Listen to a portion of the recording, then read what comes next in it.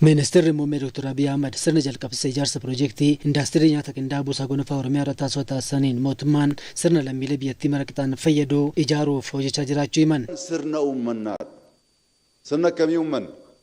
Uummattoota Itoophiyaa hundaaf sirna qixa ta'e. Amma fakkeenyaaf paarkiin akkasii kun Naqamteetti jalqabamuuf jedha gaafa jedhamu namoonni tokko tokko maali Oromiyaa duwwaadhaa Wallagga duwwaadhaa jechuun ni malu. Garuu dogongora kun. Wallaggatti kan hojjennu boqqolloo waan qabnuuf buna waan qabnuuf shaayii waan qabnuuf bakka boqqolloon hin jirretti faabrikaa kana ogeessine gatiin qabu bakka sana immoo deemnee waan uumamaan arjoome kennameef ilaallee isarraa kaan immoo warshaa isaaf ta'u hojjechuu hin danda'amu. Inaaffaadhaan osoo hin taane bakka kamitti maal hojjennu walitti dhahamee akka biyyaatti hiyyummaa keessaa nu baasuu danda'a. Jijjiirama uummata keenya tokkoon keenya tuquu danda'u akkaataa kamiin uumuu dandeenya jennee hojjennu sirni sun hundaaf qixa waan ta'eef sirni sun hunda hammata waan ta'eef sirni sun hunda fayyada waan ta'eef oolee buluu danda'a. Ministeerri muummee sirna hunda qixaan fayyaduu hin uumnu taanaan ofittummaanii fi bu'aa har'aa qofa ilaallee sochoona taanaan fagoo deemuu hin dandeenyu jedhaniiru. Dargaggoon kana hubachuu qaba jedhaniiru. Mootummaan kun misooma Oromoo qofaaf osoo hin taane jireenya tokkoon sababa sablammootaa fi lammiilee Itoophiyaa jijjiiruuf hojjetaa jira jedhaniiru. Namoonni muraasni saba bal'aa kana keessaa ba'anii garuu ammoo mul'ata xiqqaa qabaatanii socho'aa jiran akka nu hin xiqqeessine saba bal'aaf dhaamsan qaba jedhaniiru.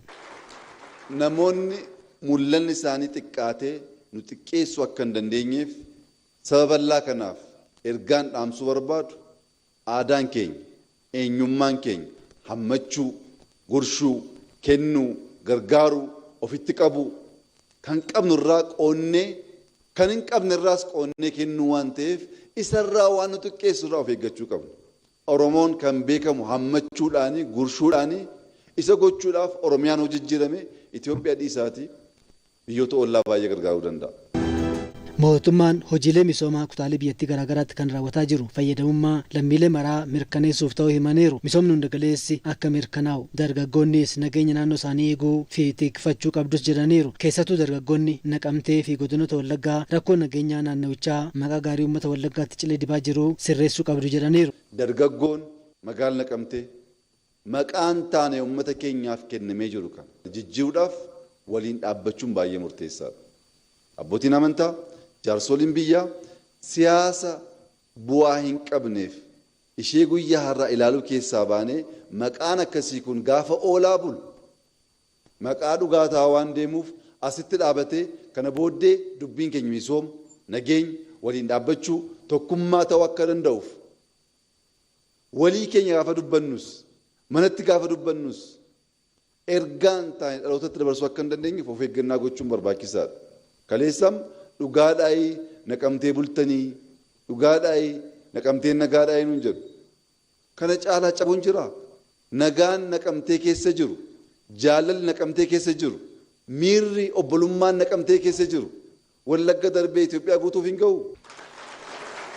Wallaggaa fi Oromiyaa jijjiiruu kan barbaadu hundi olola dhiisee hojii qabatamaa jiruu fi jireenya hawaasa godinaalee Wallaggaa fi uummata Oromoo bal'aa akkasuma lammiilee Itoophiyaa jijjiiruun asaaba'u jedhaniiru. Hooggantoonni godinaalee Wallaggaa sadarkaan jiraniis milkii misoomaa eegalan cimsanii akka itti fufaniifis ergaa isaanii dabarsaniiru. Namoonni aangoo irra jirtan carraa Waaqayyoo isinii kenna. Amantummaadhaan halkanii guyyaa hojjettanii hin dabartan taanaan boriftaan dhaloonni maqaa keessan Hayilee Fidaa Baarotumsaa guddinatumsaa jedhee waamuu hin danda'u. Maqaan keessan dhalootaan waamuu akka danda'uuf seenaa darbuu hin dandeenye dagatamuu hin dandeenye hojjechuudhaaf halkanii guyyaa dhama'uun dirqama. Namni halkanii guyyaa dhama'u innis hin gargaara. Kanaaf dhaabbanne marra.